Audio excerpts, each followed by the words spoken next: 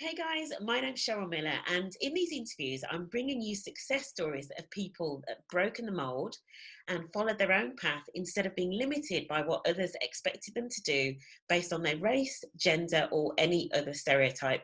Because when we internalize negative stereotypes, it can really affect our performance. So, the people in these interviews have proven what you can achieve when you have a winning mindset. These stories are here to inspire you. So if you want to hear more, please like, share, and subscribe so you don't miss out.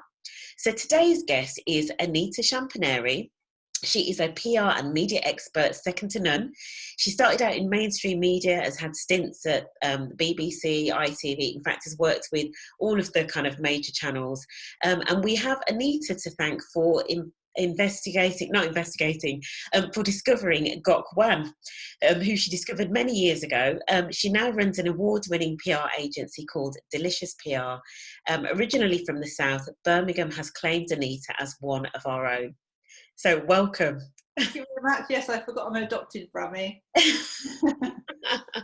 And you know what? You've had such a kind of illustrious career, and you've done so many things. It was actually difficult to fit it in within the time scale. I forgot about the Gok Wan thing as well.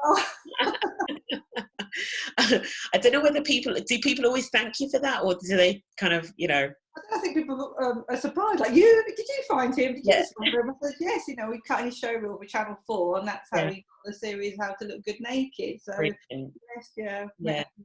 Cool. Stars along the way. Absolutely. So let's start from the beginning. I mean, I did mention that you've got a career in, heavy background in media, and we'll come into that. But tell me a bit about the early years in terms of, just starting from the beginning, where you're from, what it was like growing up. Yeah, so I'm from Sussex originally, in Crawley, so there's a very small Indian community there, sort of growing up in the 70s and 80s. But I kind of wanted to be an actress. I think I was about 12 or 13, and then when I was about 14, I wanted to be a journalist. And I remember having this discussion with my dad, and he was like, well, okay, I think we'll let you become a journalist then. I was like, oh, I didn't think it was like a let situation. I was going to go and do that anyway. And I lived and breathed TV, and I couldn't see anything else I would rather do. I completely absorbed culture and media and anything that was on the telly, really kind of submerged myself into everything. And it's just, that was the drive that, I'm going to be on telly. And there was, a few role models of Asian and black, not many, but there, it wasn't unheard of to have a black presenter. Obviously, we had Trevor McDonald, we had Lisa Aziz on TVAM. So there were a few people being newsreaders. So I thought, well, lots of people being newsreaders. I'll try that. And weirdly, I didn't get much news reading jobs at all. I don't think I got a news reporter job, which I did for about 6 months, but not a reading role. And then it was the reverse, kind of like, oh, there's lots of Asian women on TV. You're bound to get a TV presenting role reading the news. But what you don't know, there's probably lots of girls up and down the country like myself who wanted that as well. And there was, quite a lot of people wanting to pursue that career. But, I was very tenacious when I was always trying to get work experience. I got BBC Radio Sussex. I did get my own show on there. I was about 17, I think, volunteering on a weekend, doing a bit of presenting. So any little stint that I could put onto my CV, I would. And then when I graduated, the reason I came to Birmingham was I studied media and communications at UCE. That's how I got to know Birmingham. But then went back to London. And then started to look for work, and I literally I sent about 200 letters out in the first 2 years. And back then we didn't have email. Got sounds really old, but you'd have to type a letter and have to print it, and you'd have to wait for a reply. It's not like now when you have loads of emails, you don't get time to reply to emails. I'd get rejection letters, and I would keep them. And my mum would like, why are you keeping them? You should bin them. And I said, well, always remember Denise Van Outen. She sent a letter to Chris Evans, and he rejected her, and she kept it because she knew she'd be famous, and she'd come back and go, look, see, I tried, and you may have rejected me, but I'm back. So I kind of used it as like, I'm going to give it to boss me. Right. And I think when I graduated, I applied for a PR job in theatre in London, and I got offered it even before my results came out, so that was quite good. But then I got stuck in that theatre PR role for like 2 years, and it was those 2 years that I was literally, trying to apply to as many graduate training schemes like BBC, GMTV, ITV in Nottingham, I think Big Breakfast, Planet 24, and there was there was 6,000 people applying for jobs there, and I got down to the last 40. And same with GMTV, there's like 2,000, and I got down to the last 12. And it's it's harder when it's down to 2 people. Yeah, who don't get it, and they were like, that person kind of was a bit more into it. I'm like, how could I possibly not have got it? I was so, lived, slept and breathed it all. I don't know what more I could have done. I just thought to miss out on a sliver of that whole process.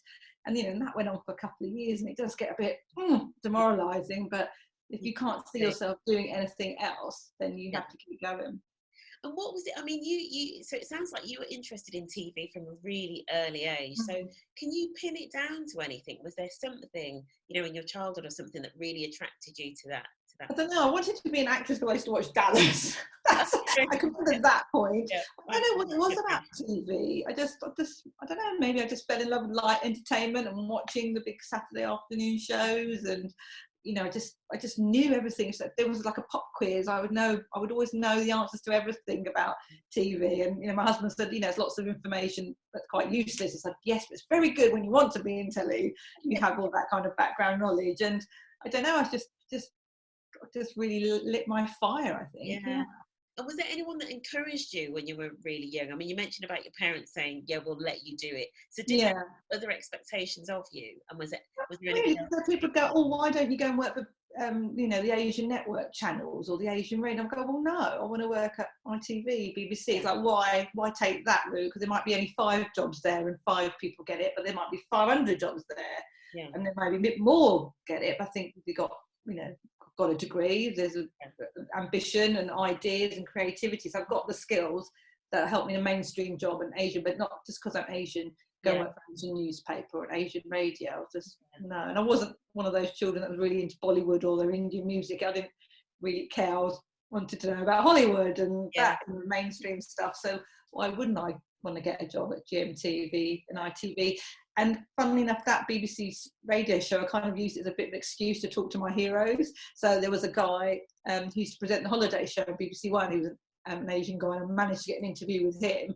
And I just kind of picked his brain. What did he do? How did he get there? And I thought, I'm going to do a show reel, and I could be presenting the holiday show. And things. I'd speak to people who were already working in there to get ideas, and just kind of what was their little trick, or what did they do, or a lot of it is luck as well, and kind of being at the right place at the right time, and someone who wants to champion you. So I'm not going to sugarcoat it. It was very difficult. And I mean, and you say luck, and there is that famous saying about the harder you work, the more luck. Because it sounds like, I mean, you really worked really hard to get those roles that you got. What was it that kept you going when you kept getting those knockbacks? I think it was, I didn't know what else I could have done. I could have written for a newspaper or journalist, but I think there was like shows I know I could do what really well in there. I could contribute really well in there. I've got the ideas to do it. So I kind of knew in my gut that was right for it. And I think after I did 2 years in theatre, they gave you a sabbatical where you could go off for 3 months unpaid and then come back to your job. So I went and worked at a TV station for free. And I remember my housemate was saying, oh God, Anita's mad. Well, she's given up 3 months worth of pay to go and work in telly for free. And I thought, well, if no one's giving me the work experience and no one's giving me the job, I'm going to have to make it happen. So I went and did that. I did the 3 months, and at the end of it, I made sure I had a show reel. So I had all the little VT packages that I'd worked on. I had it there, and then, coerced someone to give me a favour, printed loads of VHSs off, and just emailed it to the Top of the Pops and the Channel 5 pop shows and ITV, GMT, Big Breakfast, Planet 24, and did it. But I think that really helped, because I did get the job at Sky after that, because I had basically engineered it. And it was really weird, because in that 3 months that I was working in London for free, the managing director did call me in. He's like, oh, we really need an Asian face on telly, on screen. We need something that reflects the population. I thought, brilliant, it's giving me my break. And then it's like, oh, I don't know. And it's just like they fell back on the safe option, which is really frustrating, because they know what they needed to do. They had someone who could do it, and literally there was still that hesitance. I think, well, we'll just stick to the boring white guy who looks like an accountant, and we'll get him. And I remember losing out to him and going, there's no dynamic to him, no excitement or exuberance. I was like, they've just gone for the safe option. And I saw that quite a lot. And then there was a woman I was shadowing who was the fashion reporter, and we'd gone to a fashion show. It was Matthew Williamson's first show, and I was like, oh my god, that's Jade Jagger, oh that's Lainey Christensen, that's Kate Moss, and she didn't know all these people, and so that was back to me absorbing all the popular culture. Let's go and interview her, that's definitely Kate Moss. And she was like, oh no, I don't think it is. I'm like, trust me, that's Kate Moss, let's go and speak to her. And big supermodels. And when I came back, she was going on maternity leave, and I said, could I be her cover? But no one was going to ask me, so I had to go and say, put that suggestion, because you forget, even if something's right under their nose, you still have to kind of point it out. Look, I'm here. I could do this job. Could I have a go? And that's when the conversation about on-screen talent came about. But I still didn't get it. So it was just that. Okay, we'll try the next one. And maybe I've just got not a big memory in terms of, okay, I'll be annoyed for a couple of days and pick yourself up, right, where's the next place I can apply, what's the next, that's not the only TV channel, but I have a lot of those stories where just on the cusp of it, and they go for the safe option. Very frustrating. And yet you kept going. That's the learn, isn't it? Despite being overlooked, despite being them going for those safe options, you still kept going.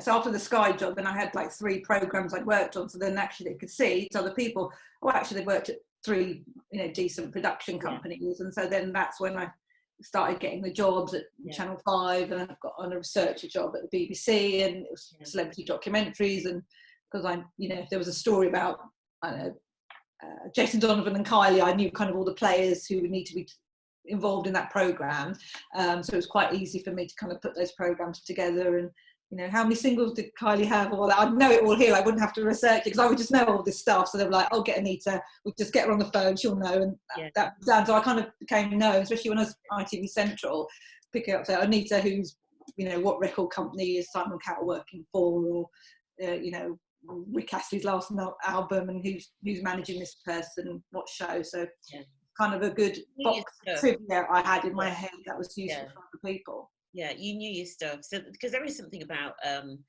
obviously we've kind of heard the sorts of things where sometimes when you're from a minority background, you feel as though you have to work sort of twice as hard. And I guess from your perspective, you absolutely knew your stuff. You were an expert, so you kind of, I guess, became sort of the go-to person. So then it's quite weird, because when I was at ITV Central, they were making a royal documentary and they were having a brainstorm, and I kind of pipped in, and I know this, I know that, because I'm obsessed with the royals from Princess Diana's wedding back in the day, so I kind of knew all that information. And they were like, and there was a very posh guy, like, anyone can tell me who the next Duke of Edinburgh is going to be, and I'd be like, I know who that is, it's going to be Prince Edward. And they're like, oh, the Asian girl, how does she know so much about British royal history? But I did know all that stuff. And then they were looking for contributors and they couldn't find anyone. And you literally have to go, I can speak about that, and I'm quite happy to go and screen and talk about that. And I think they interviewed me about Princess Diana's funeral at the time, because I actually had filmed down there that week in Kensington Palace. So but it's frustrating when you kind of sat in a room in a meeting and you're still invisible, because you literally have to go, I can, just ask me and I'll do it. And it gets quite frustrating, and not just being Asian, I think being a woman, when there's lots of men in the room, you'll say something and they won't hear you until you say it 3 times. But if a guy said it, they were like, oh yeah, thanks, John. Yeah, that's great. And you're like, I literally said that 10 minutes ago. And I think a lot of women can relate to that. Oh, 100%. Definitely, yeah. Let's talk a little bit about the media before we get on to like your sort of PR stuff and what you're doing now. Because what are your thoughts around the media? So some of those stories that you described, is it changing? Do you see positive change in terms of where it's going, some more representation, and what is the role of the media in providing more role models? I think there's a heck of a lot of more change in presenting. I think probably more than 50% sometimes you see on some channels are from an ethnic minority, men and women. So in broadcasting it's really changed, and journalists, I suppose, especially in the political landscape we live in, there's a lot more Asian, second generation Asians go on to further education, have got university degrees in business and politics, so they've become very useful in those newsroom environments. I think it's still lacking, obviously, in mainstream. I mean, I can only think of Anita on Strictly, who's in Country Farm, who's done sort of news roles as well as entertainment roles, is getting better for men as well. But still, you don't get many. Can't think of an Asian man entertainer apart from Ramesh Ranganathan, who originally is from my hometown as well. He's a comedian. But it's changed. It's slow. And the frustrating thing about me, I got asked 20 years ago, we need to up the quota from the BBC to 12% of the workforce has to be from a ethnic minority, and they're still doing that now. You know, me and my friends, is it still going on 20 years later? We just still can't get people up into the more senior strands of management and programming. Yeah, and I remember somebody saying, I was talking to somebody that was at ITV, she was one of the news presenters, and she was saying that even though there are more, more people of colour in front of the camera, you still don't necessarily get that many behind and in the sort of management positions. I don't know what your experience was of that. I haven't seen much. I mean, I've got a friend of mine who we did work experience together at BBC at Pebble Mill when it was open back in the day. Now he's head of religion at BBC Manchester, I think. So I have seen people who've started with me have done really, really well and have accomplished a senior position. But I think you don't see that unless you're a friend of them. So you would not say that actually the head of religion for the BBC is actually a Sikh guy, but because he's not, maybe he doesn't do his own PR, he's not putting it out there on LinkedIn, you don't see that as much. And sometimes we have to take the onus on ourselves that we need to shout about it more. He's doing brilliantly, and his friends know he's doing brilliantly, but actually there's a lot of people coming up. So he should be going out on podcasts or talking at events and stuff, so people know actually it's not all about Christianity. There's people up there in senior, but I mean, I don't spend a lot of time in newsrooms anymore. But I went to ITV Central recently, and they do have quite a lot of production staff that are Asian women and men and stuff. So it is there. It is getting better. Yeah, that's good. Yeah, never going to be brilliant in the next 10 years. Yeah. And tell us then, so what made you leave media and decide to kind of step out on your own?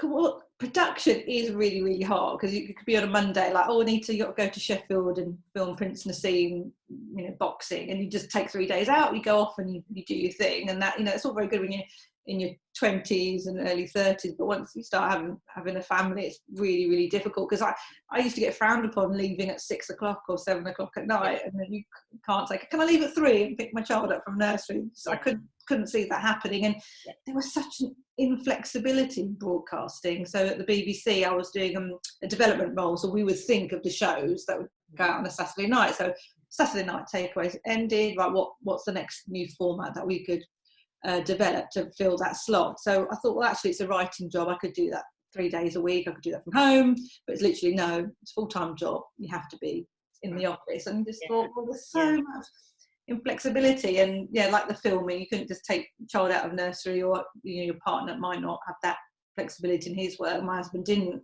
even though he technically could have, but management was just so inflexible. So I just thought, well, what else shall I do? I think my last job in television was at Maverick, doing the Got One show.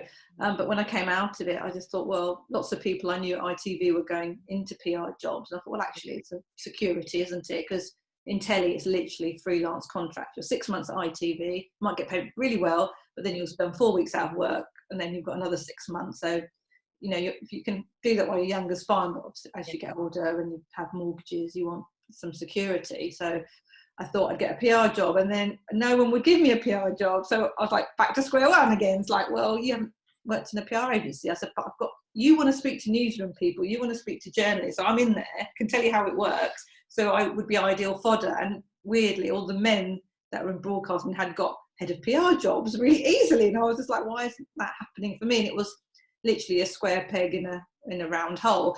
And I think maybe part of it was because I went through agencies. I should have just gone to PR companies directly, because I think the agencies would have a brief, and if they didn't fit the brief, they wouldn't put you forward. So then I just thought, well, I'll freelance while I'm trying to figure out what I'm going to do. And then Delicious PR took off. We started after our first 2 events, it really snowballed. So I thought, oh, actually, this is something I could do for myself, and it's flexible. I can work around the children. Yeah. Because it's restaurants, I could go in the evening, have husband's home, give them the baby, and off I go and do a bit of work. So it kind of worked for me. And then by the time I went to nursery, I turned it into a full-time company. Brilliant, brilliant. And just tell us about, because I think, am I right in thinking that you specialise in kind of like the hospitality? Yeah. Is there a reason for that? I like eating out and drinking. I like socialising. I suppose there was a bit of a gap in the market, so many restaurants weren't doing that. And then when they saw, I think we started with Lausanne and did the British Curry Awards, and we did Loves and Chung Ying and Pushka, and people would go, oh, who did that? I don't know what restaurant it is, but the name is everywhere. And people would start to think, actually, we could do PR for our restaurant. So then a lot of people do it. And, you know, I think we made it look easy. So then other PR companies were like, well, she's doing that, we can do that. And so then a lot more competition came out as well, thinking that looks like an easy, fun job. But it's not easy. It is really, really hard to make it look smooth and effortless and get the right people there. But the end result always just looks like someone's having fun, which is what you want to do. But, you know, there's lots of furious paddling underneath to make it that. I can imagine. And so, sort of running your own PR business then, I mean, I guess that still keeps you connected to the media in some ways. You haven't completely disconnected from your No. So a lot of my friends still work, you know, in telly, like, you know, Satnam Rana's at BBC. I'm, you know, known for decades, and a lot of people are still there. So part of me is thinking, oh, you know, maybe I should have stuck it out and done that, because they've gone on to have families and children and have managed to do the full-time job. But I don't know. I just, at that time, I was just impatient. I'll do that, and that came out of it. But there's still, you know, we don't do as much national stuff as we used to, but, you know, very well connected in the Midlands. But, you know, now with COVID and stuff, we've got a lot more national things that we're doing in the past year, and keep us connected to production companies and newsrooms and stuff like that. Perfect. So just in terms of running your own business, something that I like to talk about is the importance of morning routines, or, you know, or daily routines that you might have. I don't know whether that's something that features for you, but I know a lot of people that run their own company, they have fairly strict morning routines, or they start the day off in a certain way, or they have certain ways of organising themselves. No, I don't think. So just talk to me about how you don't structure your day then, if that, you know, if that's what works for you. I think it was good to have the two, because when I started the business, I was working from home, but then once they started going to nursery, I had to leave the house at 8:45. So that, if it wasn't for them, I don't know, I may have lounged a bit more, but, you know, I have to leave the house, I'd drop the boys at school, then I'd go straight into the office, you know, emails, plan my day. I always try to have a structure, but I've just literally end up winging it. But I was always like, right, I'm not having any meetings at this time, I'll do that then. I won't go on social media. But then you just get dragged in, like, I'm going to post a few things, and then you see other things, and that triggers something else, and I'm literally like, oh, I know, I've got an idea, do that. And so I end up having nothing to, like, loads of stuff to do at the same time. So with PR, is like no 2 days the same, so it is quite hard to structure. And I used to try and do, like, that afternoon I'll do a brainstorming, and that after morning I'll do my admin, I'll make sure I do my invoices on this. But, you know, something will happen, like one of my clients was like, oh, that's it, got Kwan's in Chung Ying restaurant, you've got to come over here. And so like, okay, just pick the kids up, okay, get in the car, and then we'll go and do a photograph with Got Kwan, so it goes into the Birmingham Mail. So, you know, things pop up. And because I guess you have to be kind of ready to jump on a trend, don't you, or a current issue or whatever. Yeah, and people say you can work at home, but then, like, when I used to do Hotel de Van's PR, and it was like, oh, Simon Cowell's here, he's staying, you've got to come down. I was like, okay, right, off I go, and try and get with Simon coming out of the hotel. So yeah, lots of it's news, and you have to be the first one to get it and the first one to put it out there, otherwise there's no point. Really. Yeah, and you mentioned social media there. So I mean, obviously, so you've seen social media really change, like, the face of music. What have been some of the biggest changes that you've seen, and how can businesses kind of, you know, manage, you know, what's going out on social media? I mean, it's kind of, not kind of, it definitely has taken over life, everyone's life, business life, home life. And I used to say to my friend, people would have hated us working at TV, because we'd be like, oh, we're here with Kylie, we're here with Kat Deely, we just met Simon Cowell, we'll be doing selfies, and people would be like, oh God, there she is again, you know, the Brit Awards or the Soap Awards. I was like, I'm, you know, gutted that we didn't have it then, because we would have had lots of great pictures to share, and it would have been great PR for us, and doing all that. So it's a shame, because I've got hardly any pictures of us, like, working on these showbiz documentaries. You know, when only one I think I met James Brown in America, so I went to interview him. So we had a few there, but it was like we all try and force yourself. Make sure you remember your camera. I remember interviewing Kylie, and I'd left my camera in the cloakroom. Like, oh God, how often would you get to meet Kylie around on deck and have your picture? So it has really, really changed. But in terms of like today's current climate, even when you're kind of not doing anything, it's better to say something or do something. You know, get involved with different things. And I know some people find it hard to kind of like, what can I think I'm doing today? And then some people just in the habit of doing everything. But what I don't like about this in social media is like this self-pontification and all these people who put like blessings and motivational thing. I'm just like, oh God, too long in the tooth to kind of be absorbing all of that. No, I totally agree that. I mean, there is something, I mean, social media, our lives are very, I always say, what you see on social media is somebody's curated life, isn't it? You know, it's through a filter.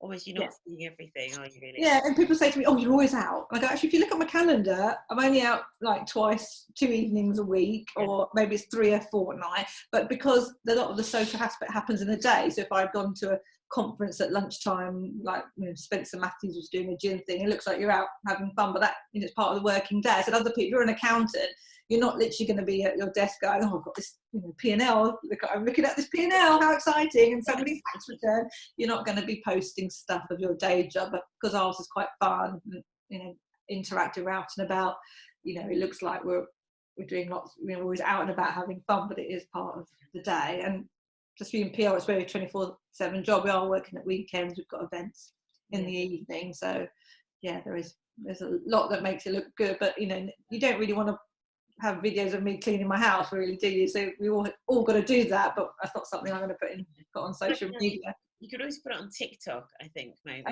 Well, my kids won't do TikTok with me. They're refusing. I really want to do one. Oh, do you? Oh, you should go for it. Apparently, I want my children to do it with me. No.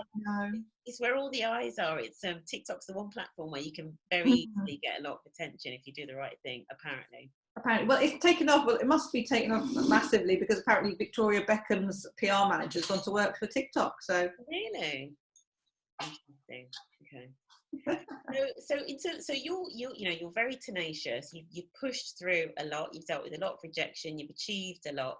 Do you ever have self-doubt or fears in terms of moving forwards?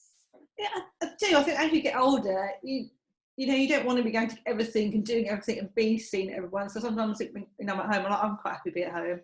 And other people are out there, and I have to remind myself, I'm not 25. So if I was 25, I would be doing that. But you know, there's different things at different stages of your life that you want to do. And I suppose it's being focused, do a few things well, then do lots of things half-heartedly.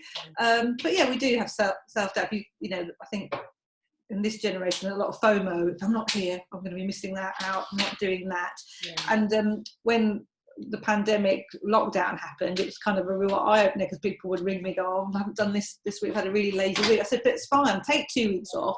Don't do anything because no one else can do anything. You haven't missed that job or that party or that pitch because nobody can do anything. So, you know, don't sort of tie yourself up into knots that, you know, you're going to miss out on something. But, you know, it's very, very hard. And, you know, to keep being motivated, sometimes I know people, you sort of lose their motivation in their 30s and they're like, but until you're out, you're still doing this, still getting that. And that's just, you know, some people are like that, some people are not. But yeah, I think it's good to have other people to talk to or other people to motivate you, you know, to give you you know, let's call it another ear to your conversation. That really, really helps. So mentoring, yeah, definitely would encourage more mentoring, or just kind of like a work buddy that you bounce ideas off and you're helping each other. Yeah, brilliant. And then do you have any regrets? No, because that's what I said about telly. When I did those 200 letters, I didn't want to be, you know, 30 going, oh, I could have, you know, presented this morning, you know, and I know I tried. I did, you know, I suppose there was always something more you could do, but I know I literally contacted every, you know, broadcast, publication, newspaper and letters and tried again. And if I had a rejection from the BBC, I tried a different department in the BBC and try and, you know, I'm full of the hustle, and I think you have to be, you know, hustle my game. So I didn't want to be, and I think so many like Asian women who come to this country, sort of first generation one, who do have a lot of regrets. I wish I'd gone back to work, or I wish I hadn't got married to the first person my parents told me to, and I saw that a lot growing up, and I didn't want to be that. I don't want to be sat there going, I didn't try to live the life that I wanted to, or have the career that I wanted to, because I think that will burn you more than anything else, thinking, shoulda, coulda, woulda. Yeah. So any advice then for people wanting to get into media? It's quite a tough gig to get. Any advice for those guys? Well, as probably shown, you've got to be really tenacious. You've got to really, really want it, and don't let others kind of self-doubt creep in your head, because you'll see things like, well, they tried that and they didn't get it. So and so did that, you did get it. So, well, they're different kettles of fish, or that what's right for them might not be right for you, and vice versa. So you have to just not worry about how other people's things do, but then still get motivated by, actually she did that course on the side and that helped her. So you don't mind having, do a little bit of add-ons, but don't think someone else's negative story is going to apply to you. So you have to be, as tenacious as you can. And I think as women, you kind of do tend to go into your shell a bit. So if there's, they're kind of, we'll do this, and doing that will be a tentative. Well, guys will be just like that, and I think you have to kind of really pull yourself get your inner gut strength and push yourself to do things. Because when I came out of university, the guys were like, well, I'm a director now, I want to get a director job. But Belle would never say that. They'll be like, I want to be a runner, then a production assistant, production secretary. And I thought, why do we do that? I know we feel like, we need to earn our worth and kind of do it, but guys don't. So you do that. And I remember going for a job, I think it's something like £400 a week they were paying, and I went for an interview and said, well, how much do you want? And I went, 650. And they went, okay. I went, oh, good. And I just completely blagged it. And I thought, guys do it all the time. You girls just don't be afraid to ask for that pay rise or get that. But a second bit of advice would kind of to take the emotion out of what you're doing. So don't go, oh my God, I work so many extra hours and I should be getting a pay rise. But just like, oh, by the way, I've noted what I've done all these extra pay rise. When you're reviewing your pay structure next week, could you just bear that in mind, because I really think I worked for it. So it's kind of taking that emotion and being practical about it. Third bit of advice, don't throw your toys out the pram. Guys do and get away with it, but girls don't seem to as much. So try not to do that. And try and composed. Be composed, and like I said, not get too emotional about things, and kind of the practical advantage for them for doing that, or keeping you as a valued member of staff. That's always something you should bear in mind. Don't burn your bridges, because you might bump into that person in a different job, especially when you're freelancing. You never know what will happen. But I'd only burn my bridges if someone's unashamedly done something bad to you, or they're a criminal. Then there, because I had gone to an interview once where the person who interviewed me did steal my credit card from my handbag. I'd gone down to London. It was an editor job. Media, surely. Sorry? Only in the media. So I'd gone down for it, and my credit card had gone missing when I'd gone to the loo, and she'd been using it in Selfridges, and the police rang me and said she's taken your card, and all got back. And then about 5 years later, she got caught, went to prison. About 5 years later, I saw her on Facebook, and she'd written a book about time in jail or whatever. And I was just like, oh my God, this woman stole from me. And people were like, oh, give her another chance. She was an alcoholic and she was troubled. I'm like, she's a thief. She stole. I'm sorry, I'm not going to entertain that. So there's some people you just can't ever again, really. And what's my other thing? Lastly, always dress to impress. Look people in the eye, have a firm handshake, always greet with a smile, leave with a smile, and try to have a bit of a fun person, or a amenable one, because people want to work with people that they know and that they like, and you could tick all the boxes criteria wise, but if that something that will push you over the line, all those are very, very, very, very valuable. I love that, because that's so that's about making a really strong first impression, isn't it, basically? Yes. Because when I got my theatre job out of university, as other people had gone for that job who'd had like 5 years experience working in Black and Asian theatre, so I was completely the newbie, but they took a punt on me. But I had we had to do tests in the copywriting, grammar tests, so I'd passed all those interview ones. but I think maybe I just brought an extra dynamic to the team, really, that was kind of all white as well, to give people a go. So never underestimate yourself as well. Brilliant. And any particular kind of like stories or incidents that we haven't covered already that have had a massive impact on you, your motivation and kind of, I love it when people say you can't do it and then you do. I've got one funny story to tell. When we tried to interview Tony Blair, and we'd gone to some awards ceremony, and I was talking to his PR agent, and she was like, no, Tony's not doing any interviews, no one's got to ask him any questions. And I was like, please, can I'll be quick, just two. And no, he's not doing any questions, because I think he was worried about getting into a bit of a political quagmire with whatever was going on at the time. So I thought, okay, I'll leave it there. And then I just chatted away, kind of befriending her for a little while. And then as she came out, I was just like, I'll just quickly do that. And she was like, all right then, go on then. So I ran over there, and Cherie was with him, and she was wearing a sari. And I was like, oh, Cherie, what's it like? First time you're wearing a sari. And then I slipped in the other questions. But it was just a real good coup for me. And everyone afterwards, the other journalists were like high-fiving me, like, oh, I've got an interview with the PM. And it's those kind of things that really drive me on, when people say you can't do that, you won't get that, and I'll go, but you can. And then I go, get that. And that was the same when I was working in showbiz, like, Kylie won't do that interview, or Jason, and I'd ring up and I'd get them, and I'd get them for free, and then they'd offer to be interviewed without a payment. So things like that, it does spur me on. I think maybe that is to do with being an Asian girl growing up in a predominantly white society, having that thing like, don't underestimate. I bet you I can do that, or I can do that. And my first PR job, we bungee jumped to pantomime cow off Tower Bridge, and even the director was like, oh, Anita, we're not really doing that. And we were like, yep, we are. I got the pantomime cow, and stuffed lots of cushions in the back legs, and we went down to Chelsea Harbour and got the bungee jump company just get in the suit and bungee jump off them, and we got on the front page of the Telegraph. So just really things like that, and you're buoyed by those successes. Because I guess the more you do it, and the more you push through, the more success you get, the more it keeps you going. And then you have those little stories that they've got one thing you forget, but sometimes it's good to relive those things. Actually, when you're having a bad day, or it's bad, something hasn't gone right, you haven't won something, you're like, but actually, you have had those successes over the years, so it's not not bad at what you're doing, or just some things work and some things don't, and take it on the chin. Absolutely. And then I think this is probably going to be the final question that I asked you. So I've been asking people who they would love to have a coffee with. Now, you've already met like loads of amazing people. So I'm going to ask you a slightly tougher question. So if you were pulling together a dinner party of anybody, who would your ideal dinner party be? So I have to take out people like Chris Hemsworth that I'd like to have dinner with, like Thor.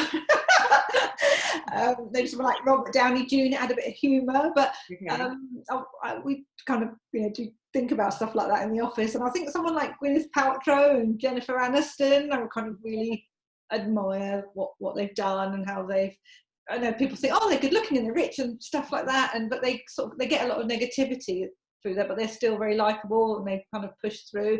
And it always used to really annoy me about Jennifer Aniston, and like, poor Jennifer, she's been dumped by Brad and she hasn't got a baby. I said, but if God had gone to visit Jennifer Aniston at 22, they would have said to her, you can be the biggest TV show in the world, you're going to be famous for 20 years, you can have the best hair ever, and you're going to be married to the sexiest man alive, but only for 5 years, and you're going to earn £1 million an episode. She'd probably go, yeah, I'll have that. I'll take that. That's a pretty good life. So, people, I think, do want to have that negativity on people that's uncalled for, whether it's to make themselves feel better or I don't know. But, I think people like that in the entertainment industry, really interesting story to tell. So there's strong female lead. That's quite nice. I think it's interesting, the whole thing about Jennifer, but I never really thought about it like that. But I was saying to somebody just the other day that particularly as women, so as you say, even when they're incredibly successful, unless they've got a ring on their finger, a man, family, blah blah blah, for some reason we see it as fulfilled or something. Whereas we wouldn't have the same view about a guy, No, and that's things like with George Clooney and stuff like. Well, the eternal bachelor, but then it's like, oh, actually he succumbed, got to 50s, met someone wonderful, and you can change your mind. But it's funny how, is it someone recently who's going to become a father at the age of 70 or something? I think Richard Gere or something. You're like, but where's anyone over 42? Oh God, what are you doing?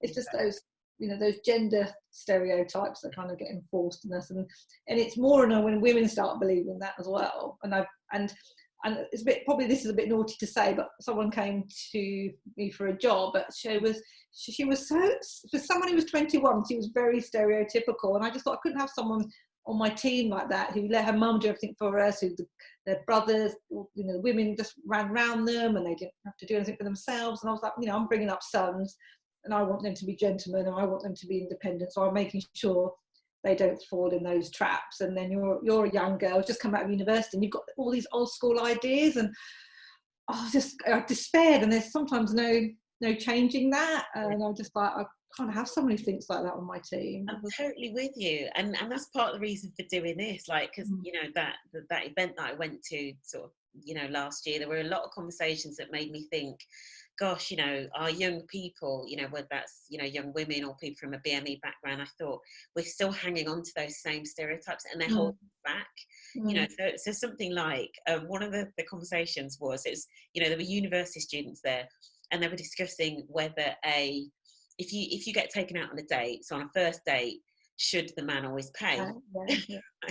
And I was kind of like, no, because if you'd gone out for dinner and it's a female, and just because they've suggested it, you wouldn't basically say that she has to pay for dinner.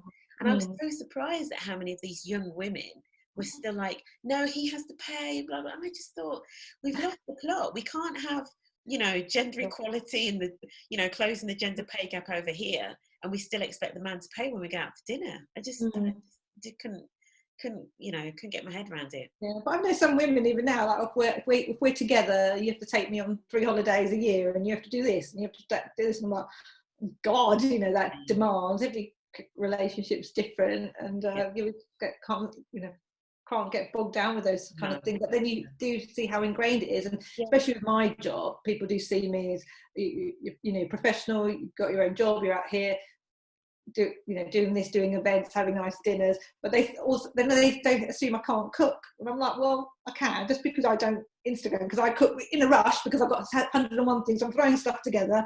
I haven't got time to Instagram my food. But people just assume because you're doing that well, you can't possibly do that. I go, but you don't want to see me at home hoovering my front room or ironing my kids' school uniform or making my dinner. That's not, I don't think it's important for you to know that or see that, and is it interesting?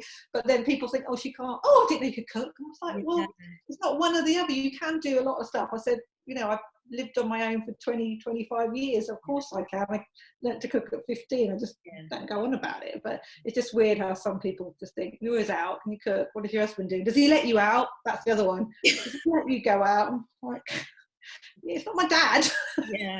I tell you what, I've loved this conversation, Anita, because you have really sort of broken the mould. What I mean? You've broken the mould in terms of how you've done things, and the tenacity is just. I don't feel that. I don't feel like I'm a trailblazer. But then when you talk to other people who kind of don't put their foot out there or don't, try something new, and then I feel like I do have to tell people and do things like that and shape them. Go, why can't you do this? Why?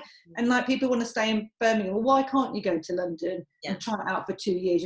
In 22, if it doesn't work out, you come back. Or you want to go to LA and cut it in Hollywood, give yourself a couple of years so you've done it. It might pay off, but it's that people who are scared to go out their comfort zone. So even though I don't feel like I haven't got my own show on Strictly Come Dancing, I don't feel I've broken the mold, but I can be a good role model to say do stuff. And I do feel, especially with my female cousins who are younger than me, I do kind of give them a push to do stuff.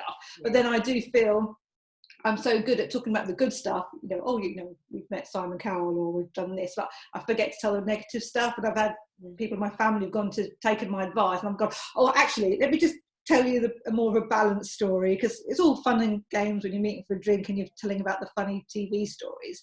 But obviously there can be a dark side or a negative side, and actually, things like job security and pensions and mortgages and other things that you could have in a corporate job, and give them a balanced view of Yeah. what things are like, really. So, but there's a common trait that I'm starting to see now with these interviews is that people that have pushed through and have got that positive mindset of I can do this, for some reason, I think in terms of how they store the memories, I think they tend to not forget the negative things, but they don't sort of take center place in their life. You know, you tend to remember the successes. Yeah, it's like a highlight show reel. What are your highlights? And that's what you remember. Yeah, and you kind of absorb the knocks. Yeah.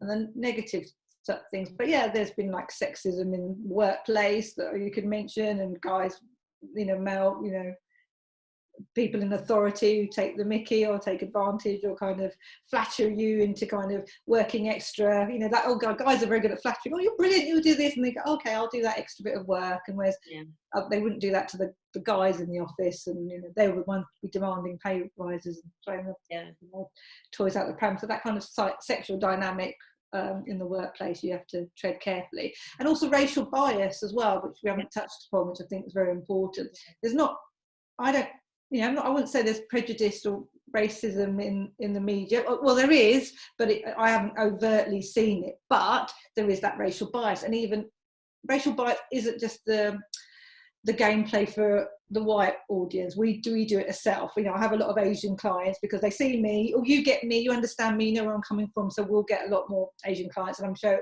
with black companies, they have a lot of black clients because they kind of see it mirrors something in them, they understand them, and they get that. So it's not like, oh, we're prejudiced, we only work with Asian people. It's not that, but there is a racial bias in operation. And so as an ethnic minority, you have to understand that white people will have that as well. They'll, like when you see the boring white accountant on TV, because it's all run by similar looking people, they get them, and you can see that. And that's why we have other people to mix it up and challenge it. You may look different, sound different, but we can all do a good job or bring something, a valuable expertise to the table. Brilliant. That's perfect. Thank you so much, Anita, for your time. It's been an amazing conversation, and I can't wait till lockdown's out. We must grab some food. We must grab a meal. I can't wait. Restaurants are opening. I'll treat you. And so, if people want to get in touch with you, if they want any PR advice, they want your services, where can they find you? Deliciouspr.co.uk, and I'm on Instagram at @deliciouspr_. But happy to help. I mentor a few people, especially from BCU, because I'm BCU alumni.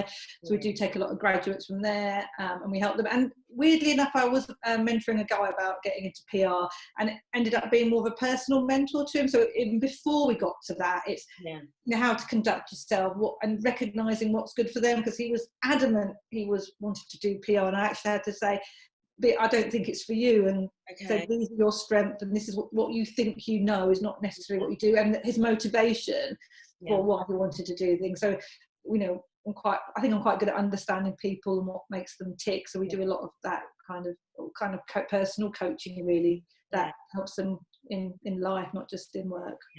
Perfect. That's brilliant. Thank you so much, Anita, for your time. Thanks for having me. Yeah, and I hope some people have been inspired from it as well. So if you've liked what you've seen, like, share and subscribe, and there will be more next week. Thank you very much for watching. Bye.